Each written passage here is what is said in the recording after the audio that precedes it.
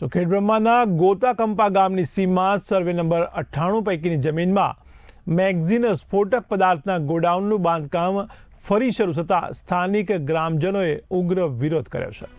ગ્રામજનોએ ચેતવણી આપી છે કે જો તાત્કાલિક ધોરણે કામ બંધ નહીં કરવામાં આવે તો ગાંધી ચિંધ્યા માર્ગે આંદોલન કરવામાં આવશે.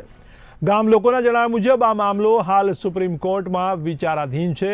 તેમ છતાં ગોડાઉનનું બાંધકામ ફરી શરૂ કરાતા લોકોમાં ભારે રોષ ફાટી નીકળ્યો છે. આ મુદ્દે અગાઉ જિલ્લા કલેક્ટરને લેખિત રજૂઆત કરીને કામ બંધ રાખવાની માંગ પણ કરવામાં આવી હતી, પરંતુ તંત્ર દ્વારા કોઈ પગલાં ન લેવાતા ગ્રામજનોમાં હવે અસંતોષ વ્યાપી ગયો છે.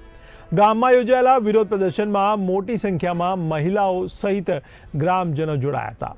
તેમણે સ્ફોટક પદાર્થોના ગોડાઉનનું બાંધકામ તાત્કાલિક બંધ કરવાની માંગ ઉઠાવી છે.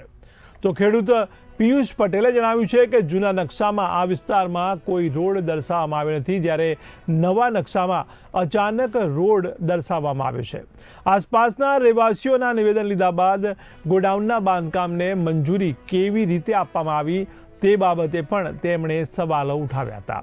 આ સમગ્ર મામલે સ્થાનિક ગ્રામ પંચાયતની ભૂમિકા પણ શંકાના દાયરામાં હોવાનું જણાઈ રહ્યું છે.